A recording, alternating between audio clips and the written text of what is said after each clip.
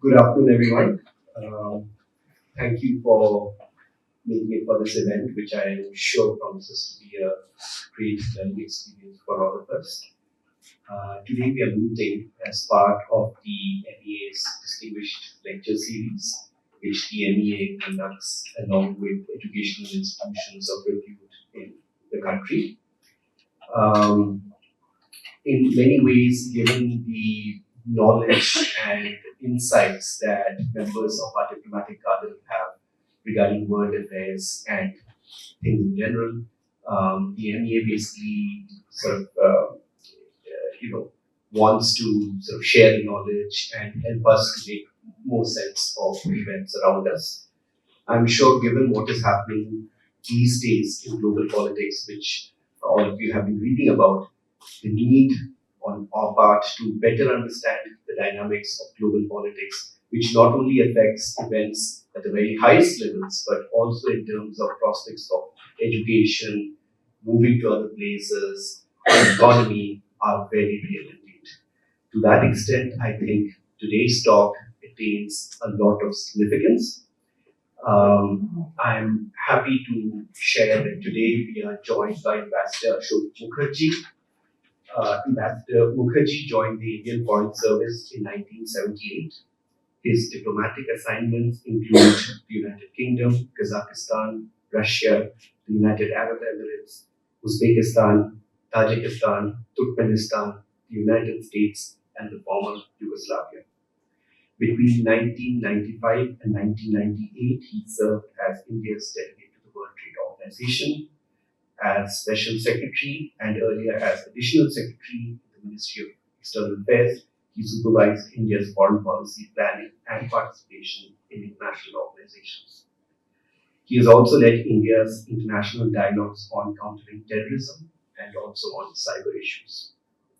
As India's permanent representative to the United Nations in New York, his assignment before his retirement, he spearheaded the successful implementation of Prime Minister Modi's proposal for the UN to declare 21st June every year as International Yoga Day.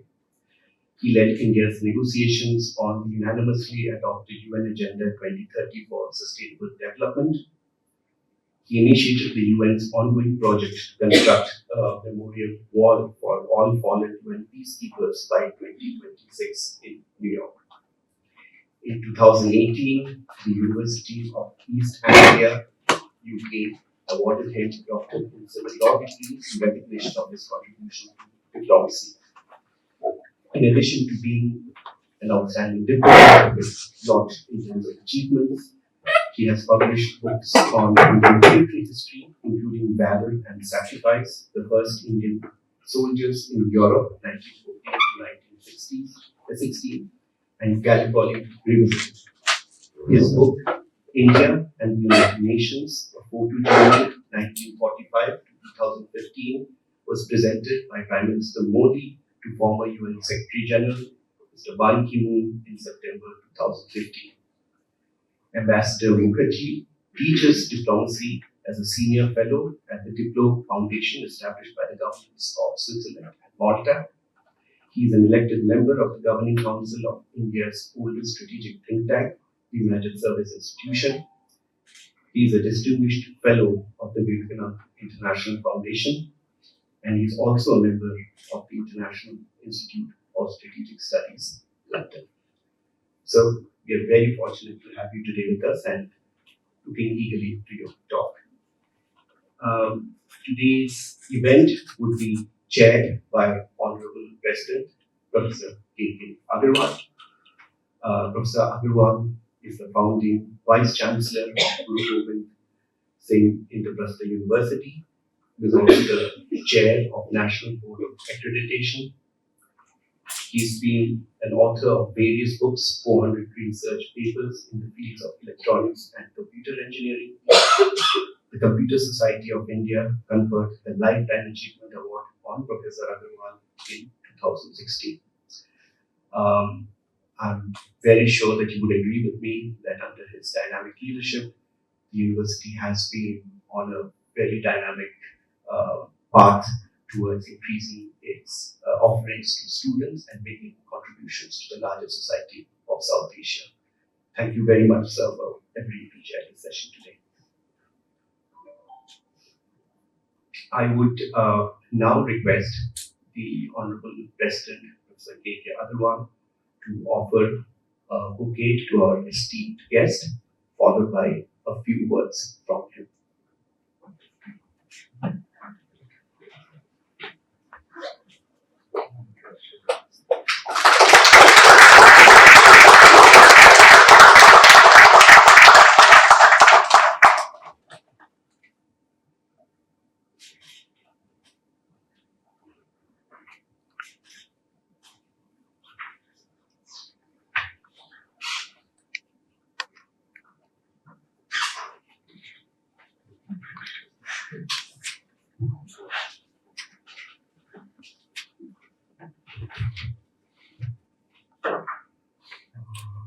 Dear Ambassador Asoke Mukerji, my colleagues in the university and dear students, it's a very prestigious lecture organized on behalf of MEA, which this university has been doing from time to time.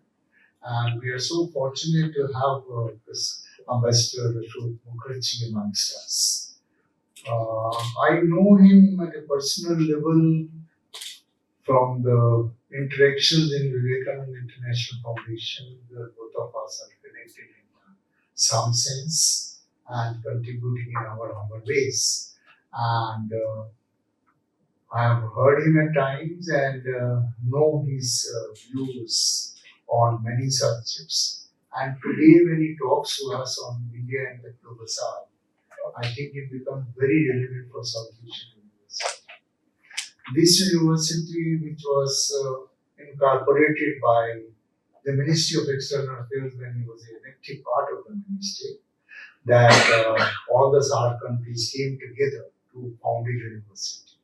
As I have been saying repeatedly, at least I am not aware of any other example in the world where 8 countries came together to establish a university. An organization of several countries does it different, but 8 countries individually and together come together to found a university is a very, very unique experiment. And as I have been saying many times now, I think we have come to a stage that instead of looking only to the SAARC countries, if we look to the concept of South Asianness and take it forward, that will be probably a much better profile for us to pick up. And Mr. Mukerji talks on India and the Global South. Maybe you have some more threads to pick from. And I'm little wish that you teach diplomacy in another country than SAU.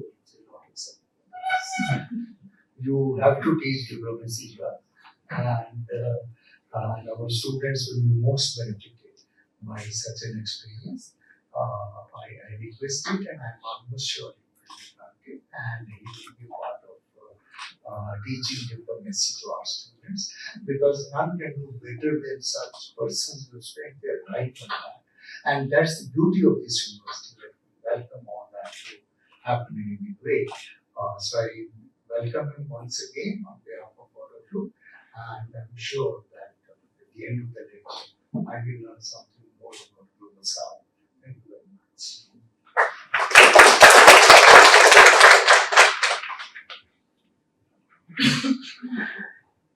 Thank you so much, sir. So now we are coming to the part that we've all been very eagerly waiting for, Ambassador Mukerji's talk, which is titled India and the Global South.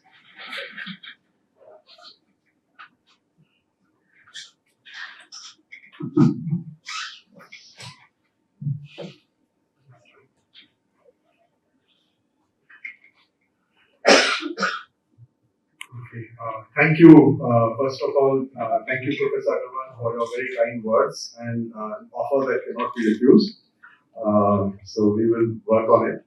I'd like to thank colleagues from the South Asia University who have been in touch with me regarding this lecture. And of course, my former colleagues in the Ministry of External Affairs who asked me to consider giving the lecture at the South Asia University because this is an institution, as you mentioned, which has come up in front of my own eyes, and I have, in that sense, a sense of commitment to whatever is being done in the South Asia University.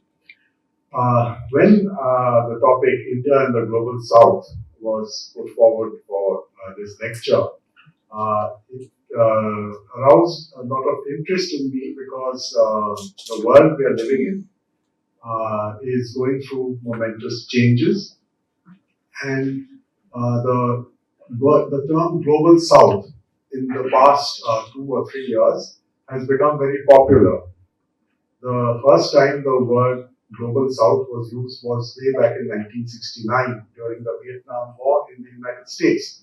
But that was a different world, it was a different context, and the context of the Global South, what is the Global South, is something that I think we should start with in today's setting. And for us, the story of India and the Global South goes back to the independence of India in 1947. 2 years before the independence of India, while India was still a British colony or a conglomeration of 560 Indian princely states, India had taken a step towards a global character by participating in the San Francisco Conference, which established the United Nations. In fact, out of the 50 countries which met in San Francisco between April and June 1945, out of those 50, 2 were still colonies. One was India and one was the Philippines. The rest were all independent states. And the question was often asked, especially by international lawyers, as to how does a colony sign a treaty, an international treaty, on an equal basis. And the answer to that lies in India's contribution to the creation of multilateral institutions, which goes back, in a way, to 1919, to the end of the First World War, when India had similarly signed the Treaty of Versailles, which brought the First World War to an end. And in both the Treaty of Versailles and the United Nations Charter, there are 2 signatures of India. That's interesting because one is the signature of British India and one is the signature on behalf of India's princely states. So by the time India became independent and the princely states, most of them joined India, the validity of India's membership of this international institution was never in question. In fact, in August 1947, when India's independence was announced, some asked in the United Nations that would not India have to apply again for membership of the United Nations? And the answer given, legally and politically at that time, was that no, India is a founder member of multilateralism. India has contributed militarily to the victories which created multilateral institutions. India has contributed financially to the costs of these military campaigns, and India therefore cannot be asked to apply again. India is known as a continuing state, and that was the first time the 2 words continuing state were used. Most recently in 1992, it was this example that was invoked when Russia became the successor of the Soviet Union in the United Nations. So that's the kind of impact of India. But in 1947, when India participated in the work of the multilateral system, India found that there was no focus and no attention paid to issues which we today call issues of development. And it's interesting in the archives to find a speech on September 19, 1947, that's just a few weeks after the independence of India, by Vijay Lakshmi Pandit, who was leading India's delegation to the United Nations General Assembly, who said, and I put these words here, we cannot eat an ideology, we cannot brandish an ideology and feel that we are clothed and housed. Food, clothing, shelter, education, medical services. These are the things we need. And this was her response to attempts to draw India into the Cold War by joining the Western Bloc. She says that we are not here to be part of a confrontation, an ideological confrontation between two groups of members of the United Nations. We are here to get the support that we need from multilateral institutions like the United Nations for our own development. And this is the spirit which I would posit before you, carries forward India's engagement with international institutions and with multilateralism to this very day. That we are looking at membership of multilateral institutions for the development and transformation of India. And that is the main objective. Now, India's independence in 1947 unleashed a process. The process for scholars of international relations is known as decolonization. And that process gathered steam in the next 15 years, but the problem in the United Nations was that many countries who were former colonies were unable to become members of the United Nations because of the veto in the Security Council on their applications for membership. And to address this issue, India led a group of developing countries, former colonial countries, in December 1960 for the General Assembly to adopt a historic resolution, which is today known as the Decolonization Resolution, under which the use of the veto to block applications for membership of the United Nations would no longer be cast. And the resultant increase in membership of the UN General Assembly between 1960 December and 1963 December was visible. Former colonial developing countries became the majority, and in fact became the two-thirds majority of members of the UN General Assembly. And I put on the screen the votes and the way the votes were taken in December 1960 on decolonization and in December 1963 on the first test of what the newly independent former colonial countries were able to make, what was the impact they had on the multilateral system. The test was a visible test, and it resulted in amending the United Nations Charter for the first time after the Charter was signed in 1945. The two amendments that were made to the UN Charter in December 1963 were to amend the article regarding membership of the United Nations Security Council, increase the elected membership from 6 seats to 10 seats. And these 4 additional seats were taken by developing former colonial countries. So the number of former colonial developing countries increased in the UN Security Council. And in the Economic and Social Council, which is, for people like us, the main platform of the United Nations, where they discuss matters of socio-economic development, the increase was much more. The increase in 1963 and then the next increase in 1971 expanded the number of seats, and these were all elected. There were no permanent seats, all elected seats, from 18 of 1945 to 54 in 1971. So the voice of developing countries, of former colonial members of the United Nations, was given shape by these two amendments. And I think it's important to keep that in mind, because the demand for development, the demand for food, clothing, shelter was pursued by countries like India within the treaty of the United Nations, within the UN Charter. It was not pursued outside, like G20 or some other bodies meeting. They don't have any treaties. They are informal groupings. We were focusing on using the formal treaty-based structure to pursue our objectives. Now, what was the objective? The objective was to development, to empower our populations. Because without development, the populations of our countries like India, but many other developing countries, were not able to get the benefits from international cooperation that multilateral systems promised. And the first objective of getting development into the agenda of the United Nations happened just a few months after the amendment to the UN Charter in June 1964. The UN in June 1964 convened a conference on trade and development, which is known nowadays as UNCTAD.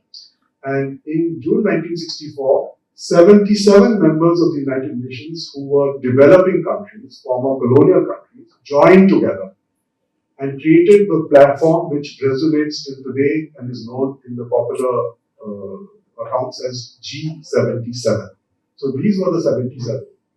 Today the G77 has expanded as more and more countries have become independent and joined the United Nations. And today, out of the 193 members of the United Nations General Assembly, 134 are members of the G77. 134 are developing countries. So that is on the ground the kind of change that happened by 1964. The demand for development, the demand that the United Nations respond to the priorities of people living in former colonial developing countries was met by the General Assembly in 1965, within a year, when they brought together different entities of the United Nations into one entity, which most of you know. It's called the UN Development Program, or UNDP. Today, the UNDP, which was created in 1965, is active in 170 countries across the world and is really the face of the United Nations. In Delhi, if you ever want to know or see what the United Nations means for people's day-to-day lives, you have to just see the programs done by the UNDP, the UN office in Lodi Garden, in the Lodi Road area. They organize their activities which show issues of food, clothing, medicine, medical services, etc. The things that Vijay Lakshmi Pandit talked of in 1947 is the things that this UNDP does today. And that is the answer when people ask, what does the United Nations mean? United Nations for people, common people, means this. And therefore, the UNDP started its work, but there was a pushback, as there is always a pushback to changing the status quo in every situation and institution. And the pushback came when the G77 met in 1967 in the city of Algiers and issued a charter, the Charter of Algiers, which called for a new international economic order. Now, this came as a revolutionary sort of proposition to the status quo. And the status quo in 1972 persuaded the United Nations to convene the first UN conference on the human environment in Stockholm and to discuss how demands for accelerated development, which were the heart of the new international economic order, would damage the environment. So this was the contradiction that the status quo wanted to put into the system of the United Nations, so that there would be a slowdown of demands for accelerated development and countries would divert themselves to the issue of environmental protection. 1972 July, out of the countries that participated in the Stockholm conference, only one was represented by the head of government, India, Prime Minister Indira Gandhi. And if you look at the newspaper reports, which are archived on the net these days, you'll find the headline, Indira Gandhi's speech, the only words that took the headline was, "Poverty is the biggest polluter." So, for those of us who live in the world today of sustainable development, look back to 1972 when only one leader in the whole world, that from India, said poverty is the biggest polluter. So, instead of going down a path of confrontation between development and environmental protection, India prioritized within the UN multilateral system converging the two. And that convergence needed a solid backing. That backing came in the UN General Assembly in December 1986, when the Declaration on the Right to Development was adopted by the UN. And that was again a vote in 1986. And once development was acknowledged as an inalienable human right. That's what the declaration says. It was voted by a huge majority. Only one country actually opposed it, the United States. The rest of them few of them abstained, but the rest of them voted in favor. That created the momentum in 1987, less than a year, for the drafting of a seminal document for most of us living in the world today, which is known as the Brundtland Report, named after the Prime Minister of Norway, Gro Harlem Brundtland. It's called the Brundtland Report. There is a person still active in Delhi, I find these days, Nitin Desai. He was Under Secretary General of the United Nations. He was the secretary of the Brundtland Commission. So the Brundtland Report converged the two, the demand for development and the demand for environmental protection, into the words sustainable development. Now, by good luck of international politics, the Cold War came to an end with the fall of the Berlin Wall in 1989, the reunification of Germany, and the dissolution of the Soviet Union. So by 1991, the Cold War had effectively ended, which removed the ideological confrontation which Vijay Lakshmi Pandit had responded to in 1947. The first summit of the United Nations after the Cold War took place in 1992 in Rio de Janeiro in Brazil and adopted sustainable development as the theme of the United Nations. It's a journey which took 20 years, from 1992 to 2012, to build this edifice of sustainable development. But in 2012, at another summit, again held very interestingly, again in Rio de Janeiro, in 2012, the mandate was given to negotiate the Sustainable Development Goals. And when I reached New York in 2013, early 2013, that was the main job that I had to do, which was to identify and negotiate the Sustainable Development Goals, the 17 goals with their 169 targets. So in 2015, this long drawn diplomatic campaign of 1947 onwards to make development the central agenda of multilateralism succeeded when the UN General Assembly, at a summit attended by Prime Minister Modi and other world leaders, unanimously adopted Agenda 2030 on sustainable development. And to bring the story into India, in 2016, Niti Aayog, headed by Mr. Amitabh Kant as the CEO, created Sustainable Development Dashboard, part of Digital India. Those of you interested in how India sort of deals with sustainable development, you'll be able to see at a glance the different goals, the way states, districts in India are meeting the targets that we have set for ourselves in achieving these sustainable development goals. In political terms, what this has done is it has also it has also democratized international relations. Because by adopting the Sustainable Development Goal agenda, what we have done is brought in other stakeholders to partner governments in achieving the targets of these goals. And that is something that is called very often the multiple stakeholder approach, which is now applied in the digital world, which you teach, for example. But it also throws up challenges as to how do you deal with governance issues in a multiple stakeholder format. So I look forward to any questions you may have. I'll be happy to answer on that. Now, this is the story of the sustainable goals and how they change the character of the United Nations, which was in 1945 focused on making sure that the scourge of war would not overtake mankind, as the preamble of the Charter says. So the dominance of the Security Council, the 5 permanent military powers of the Security Council, that entire focus was changed on the ground by sustainable development. And these are what we are looking at today when we talk of the meaning of multilateralism and the United Nations. for us as developing countries.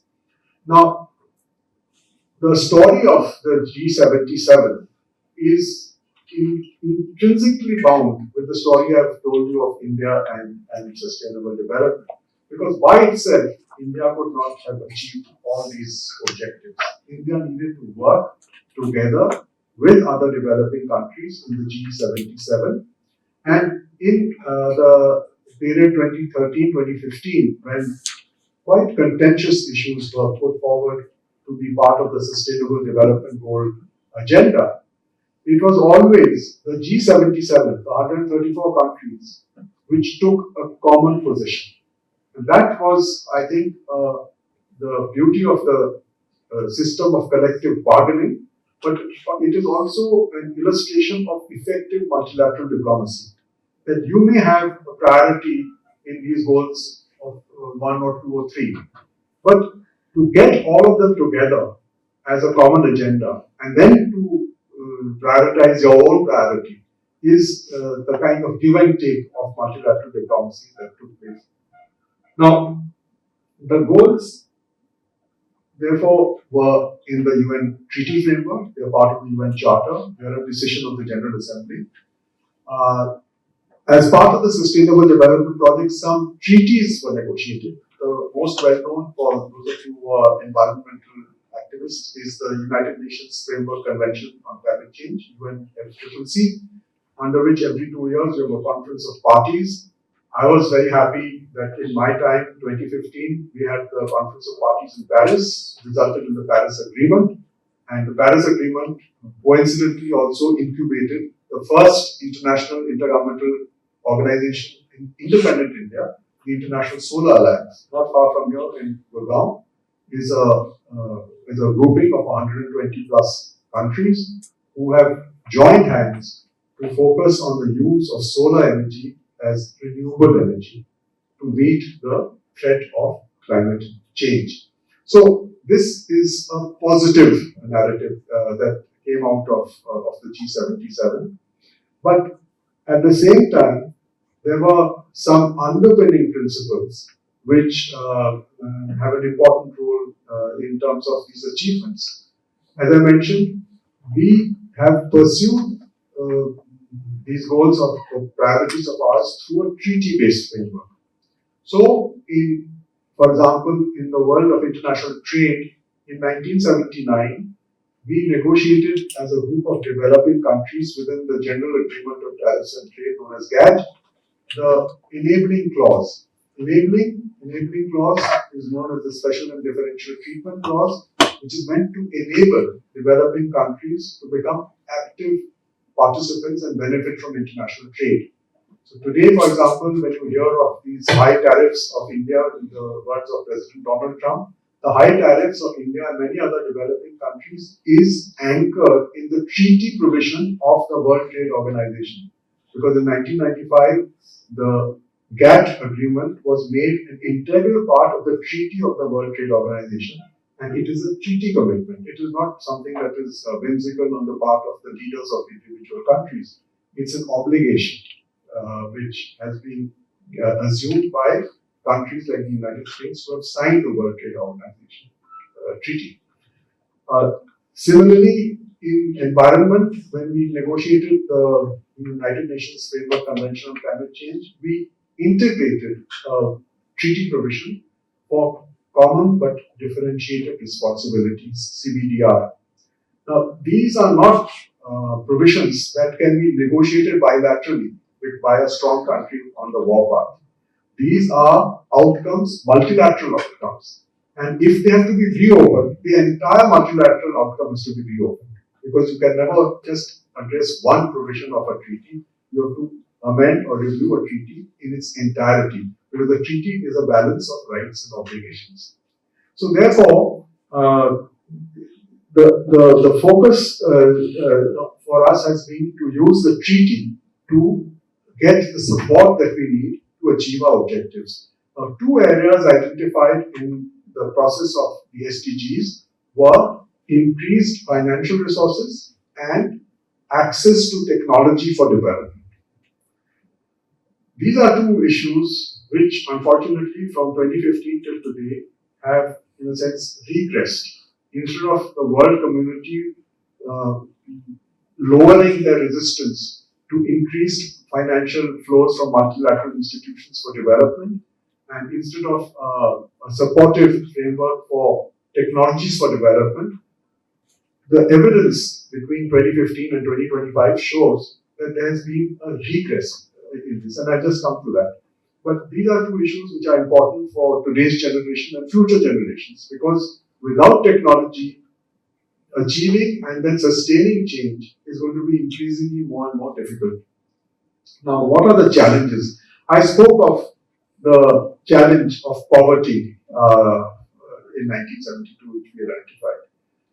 Although the overarching goal of the 17 SDGs is accepted as goal number one, which is the eradication of poverty, so far there has not been progress made on eradicating poverty, even by the deadline given by the negotiators of 2030. Instead, because of two reasons, poverty levels have increased in many parts of the world. Maybe not so much in India, because India has been able to achieve development, as when you listen to our Prime Minister speak, you can see how much change has come about in India, including for eradication of poverty through technology and finance. But in many other countries, especially in Africa and some in Latin America, the two reasons which aggravated the objective of teaching, aggravated our attempts to eradicate poverty were first COVID, because the impact of COVID on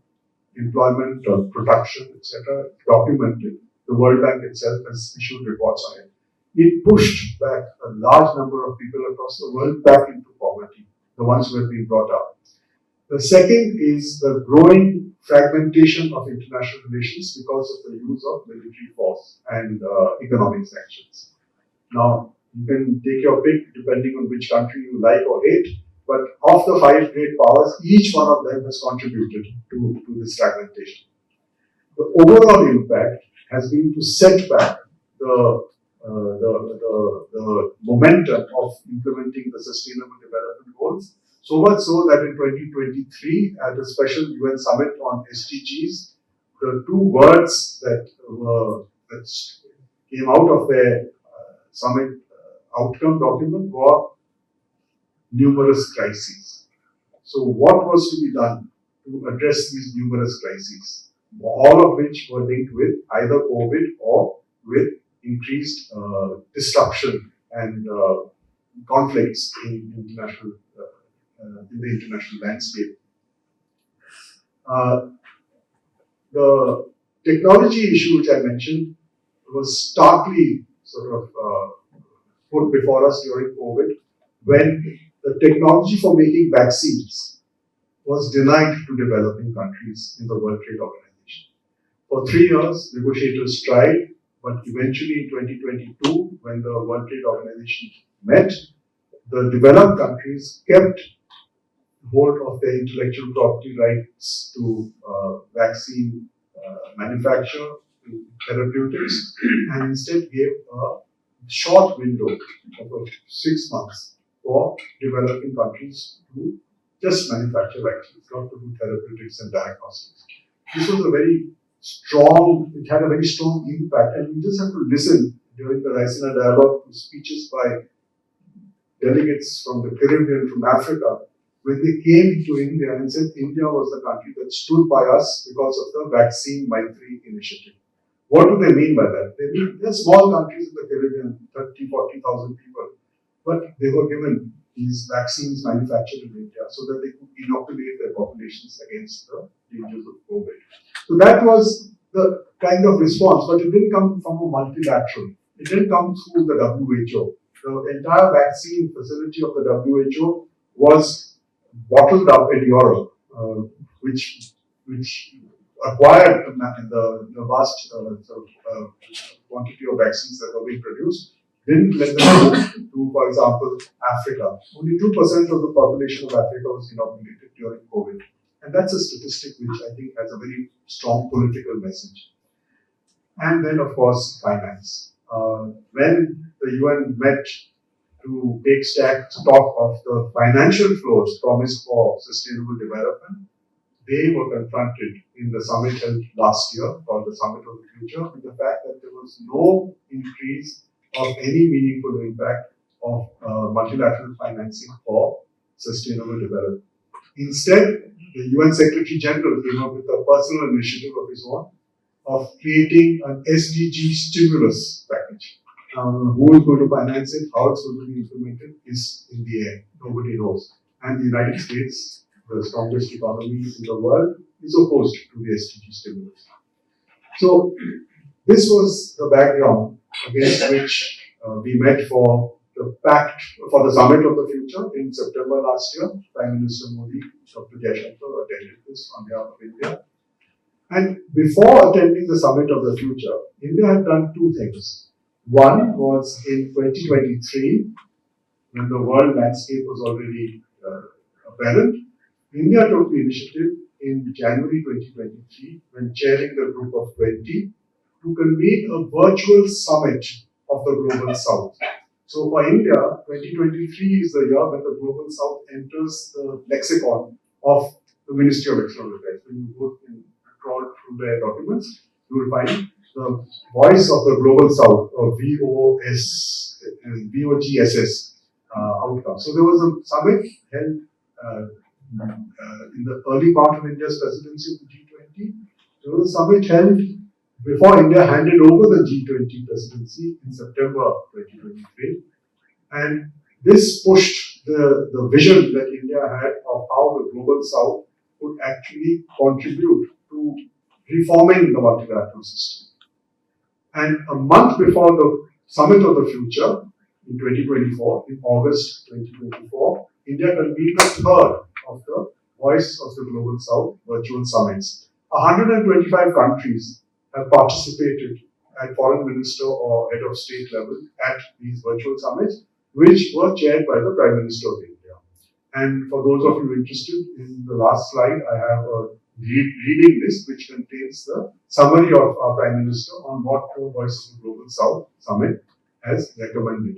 So, armed with this solidarity of the Global South, India participated in the Summit of the Future.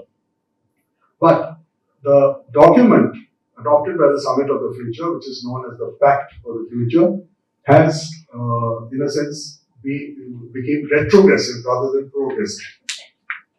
On reforming multilateralism, the main and addressing the main trigger of the crisis, which was the fracturing of international peace and security, instead of providing a timeline for completing reform of the Security Council through negotiations in the General Assembly, the document, the Pact for the Future, gives no timeline, gives no indication, and in fact goes back to the pre-2005 formulation. It is an amazing document, you see, when you look at the kind of aspirations that are riding on it.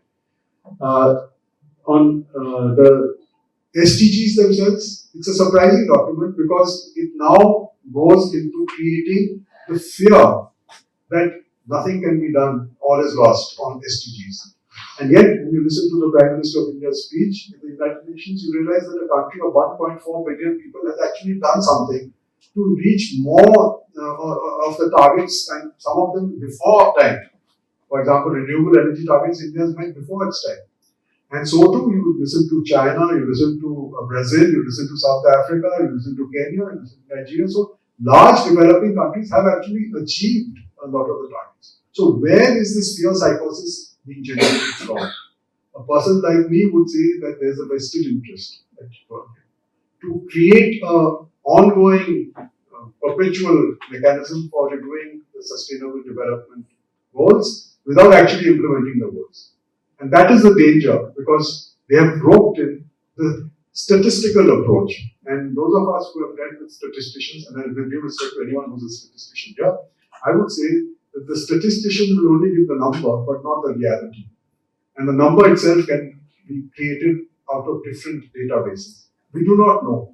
Whereas the actual living reality of how the SDGs are being implemented have been given with case studies by member states. At least India has done 3 such reports in the United Nations. And we have shown where in different sectors we have been able to meet the SDGs. So this is a danger. that is ahead of us. And the biggest danger, and a statement made officially in the United Nations on the 7th of October 2024, not reported at all in most of the global south, but it should be, is the statement by the United States which says that we do not accept the concept of development. And that was their position in 1986. That is still their position today.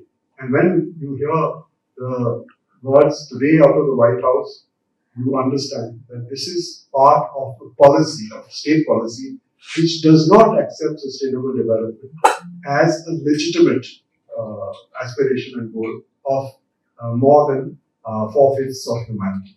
And that is, I think, a very dangerous situation, which creates the ground for the revival of bilateral and unilateral approaches instead of multilateral approaches, which favors the might is right approach over the approach of constructive international cooperation.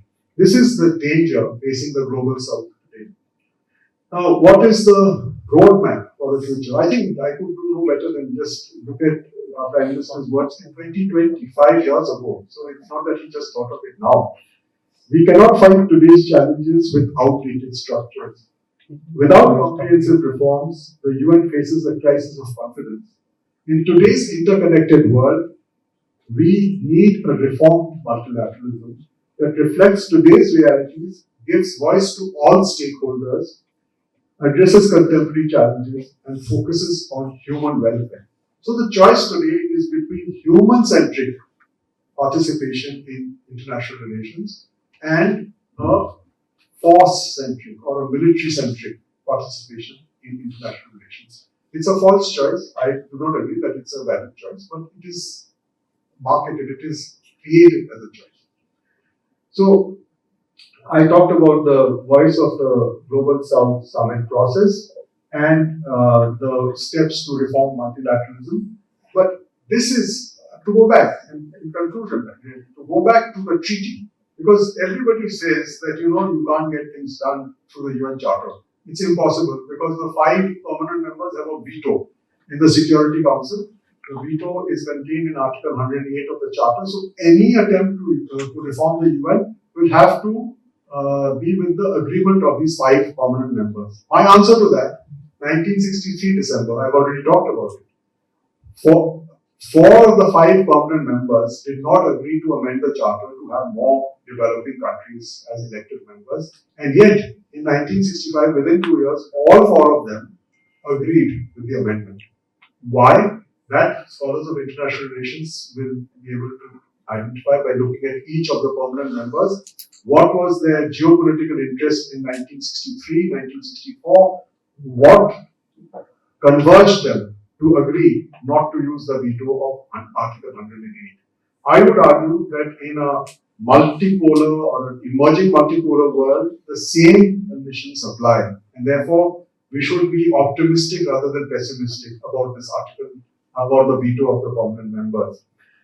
The second reason, and that's an important reason for a country like India, which has been from the very beginning in the UN Charter, is the next article, 109, which nobody talks about, but some of us talk about. You see, every good treaty, and every negotiator wants to come out with a good treaty, always contains a review clause. The Nuclear Non-Proliferation Treaty has a review clause. You had it after it was adopted, and it has been reviewed twice at least after that. The treaty on the outer space has a review clause, and right now we are undergoing a review of the outer space treaty. Now, the United Nations Charter is a much more important treaty. So, and it has a review clause, Article 109. But the question is, why does this article not attract any attention either among academics or among practitioners in the governments of member states? There is a fear that it's a pointless exercise because Article 108 has a veto, and therefore whatever you want to discuss and propose in Article 109 will be vetoed. Now, that is a defeatist approach. And for today's India, I think that is not the right approach. We have to get it done. We have built up a momentum. 125 countries are in the Voice of Global South process. We need 129 votes in the General Assembly to amend the Charter. It's possible. With networking, with cooperation, with give and take among ourselves, we can do it. Now, the Article 109 is a very interestingly structured article. You see, you are not going into a review of the UN Charter with the end outcome already in front of you. The article is structured that first you agree to meet. Dialogue and diplomacy is the mantra, isn't it? So we have to meet. Now, what prevents us from meeting? But the meeting is termed in the article as a general conference of the United Nations. It's a review conference. So just to meet, there are very low thresholds. You need a majority of the General Assembly and 9 out of 15 of the Security Council to agree. No vetoes. So surely it's possible for diplomats from global south countries to arrange for a convening of the UN General Conference. Now the second stage of this article, second para, says that if you are to consider a recommendation, you want to review the Charter, then 2/3 of those parties who are meeting, so it's not all 193, maybe all 193 will not be in the room, maybe just the core 60, 70 countries which are really active in the UN, they will be. But 2/3 of them must approve of the recommendation. And then it goes to the third stage, which is the Article 108, the veto of the permanent members, etc., which is actually to respond to a decision taken by the conference.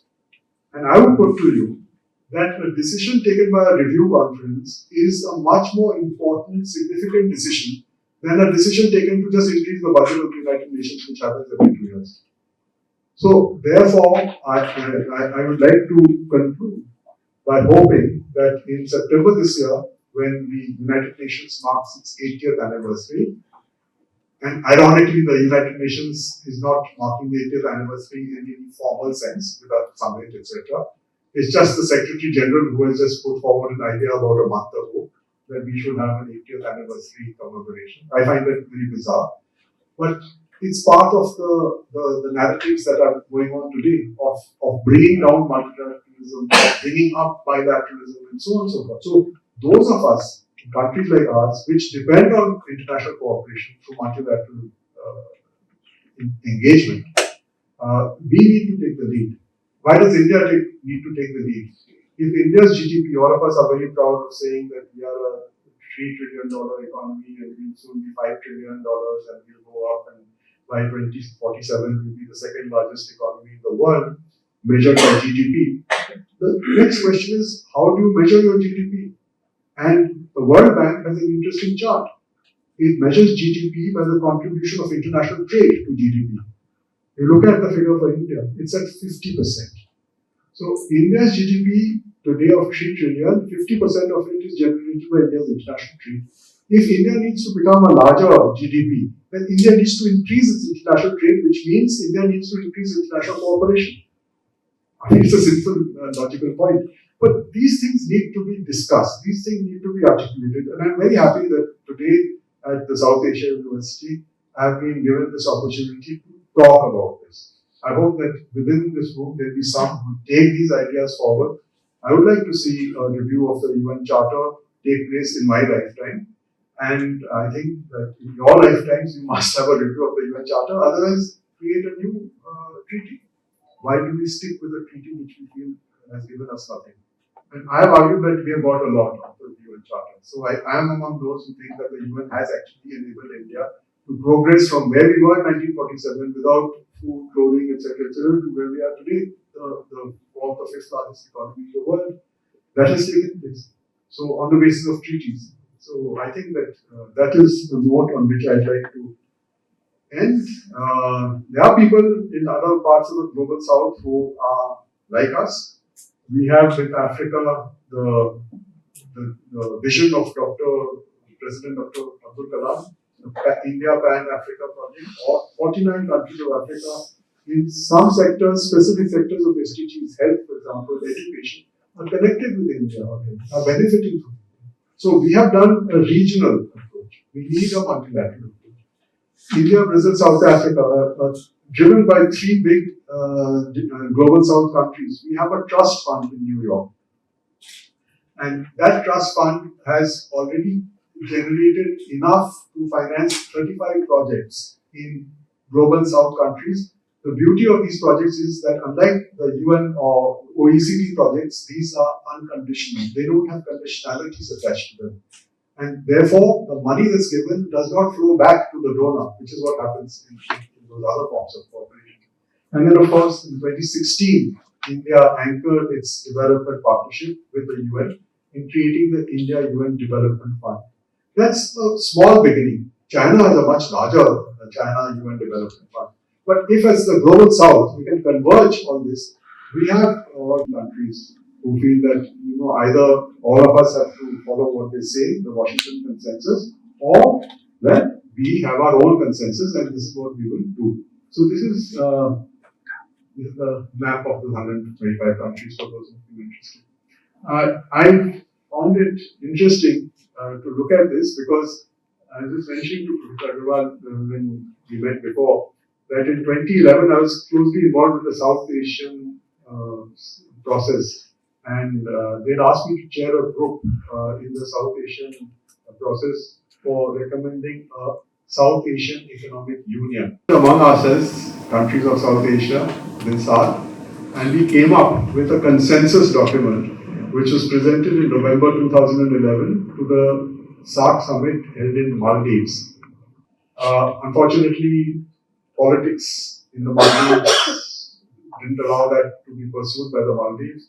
And then by the time the next chair came, I think they were not so involved, but they had also undergone political changes. So there has been political sort of headwind. But the vision of South Asia Economic Union exists on paper. It was endorsed by the leaders in the 2011 SAARC summit. So those of you interested in the building blocks of multilateralism may find that a useful document. It's on the SAARC Secretariat website also. So thank you very much for listening to me, and I look forward to answering your questions sitting at the table.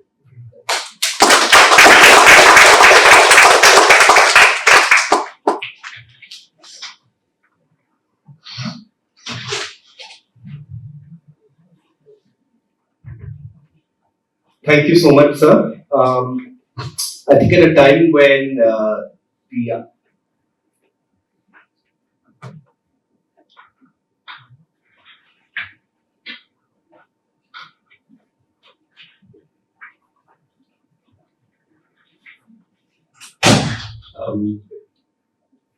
thank you so much to Professor K.K. Aggarwal for having chaired the initial part of the event. Professor Sanjay Chaturvedi would be the chair for the session. Thank you so much to the Honorable Ambassador for actually highlighting the salience and importance of the idea of the Global South. I think at a time when, especially the Government of India, the Ministry of External Affairs has been very proactive in forefronting the idea of the Global South, it is a real treat to be able to listen to a practitioner who has actually tracked the idea and the trajectory of the Global South for such a long time, and to be able to contextualize things that we read in the media and in popular literature, and sort of place it in the context of what the idea of the Global South has been. So thank you so much, sir. We don't have that much time, and as I understand, our guest has to be at an engagement after this. So, sir, with your permission, if we can have a short question and answer session, that would be. So, could I request, people who are interested in asking questions? My only request to all of you is to keep your question very short and limit one question per person, so that we can have a feel of what you all want to ask. Thank you so much.